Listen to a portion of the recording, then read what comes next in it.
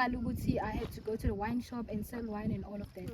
So I got convicted by the Holy Spirit ukuthi yena when I delivered for you from drinking alcohol, and then now kwenzeka kanjani ukuthi ubona ku right yini ukuthi to serve customers and even persuade customers to buy alcohol and even sell alcohol to customers.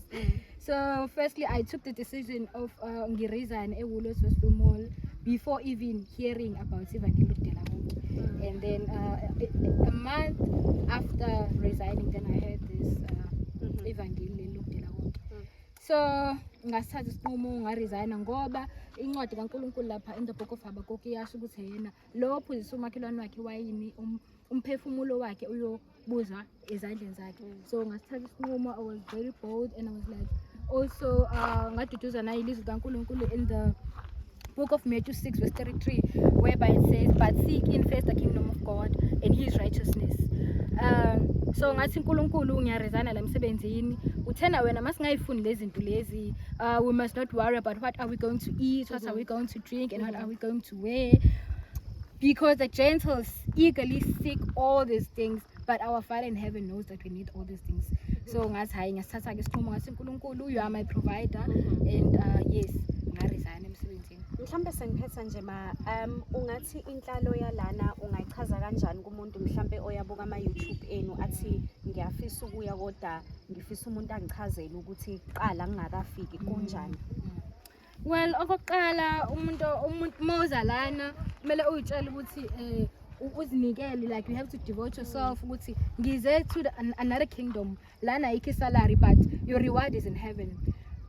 So ukuthi uyasebenza embusweni kaNkulunkulu ngoba ngiresign emsebenzini ngiye kumsebenzi ku-well system, and also nakwi in the kingdom of God siyasebenza ukuthi siyasebenza siyatshala amasimu and okunye okuncane ukuthi when I grew up angithola ngithuba ukuthi ngenze umsebenzi wasemasimini. So manje sengiyakwazi ke emasimini, sengiyakwazi ukupheka emlilweni. So umuntu oza la kumele abe nokuthi uzosebenza embusweni kaNkulunkulu, uzosebenzela uNkulunkulu.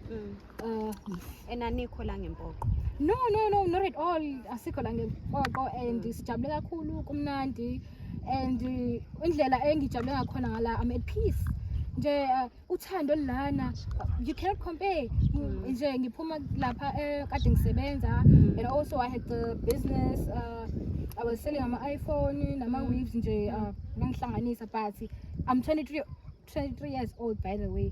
So imali ngasho ukuthi ku age yami ngibile nayo ngendlela engibe nayo, and ngabona ukuthi iphisa enginayo la angeke ngiqhathanise nempilo kade ngiphila lapha ngaphandle. So nje kumnandi ngijabule, yazi liyaphela nje usuku ungenakalanga lutho, ungaphazamisekanga emoyeni, ujabule. And I even told my mom ukuthi ngiright la ngikhona, God is our provider, nje konke kuhamba kahle, konke kuhle, and ngiyimisela ukuthi mengabuya uJesu ngila angifisi nokuya ngaphandle, angaleli lutho, ngiphelele lana, ngijabulile, ngithokozile, ngila ebengifuna ukuba khona all along. Sonke lesi sikhathi lesi ngila kule ndawo le bengivele ngifuna ukuba kuyona, ngisebenzele umbuso kaNkulunkulu, ngithole nokuthi uNkulunkulu ngoba ngila emhlabeni, uNkulunkulu ungiletheleni yiphi injongo, the purpose of God ukuthi angilethele emhlabeni.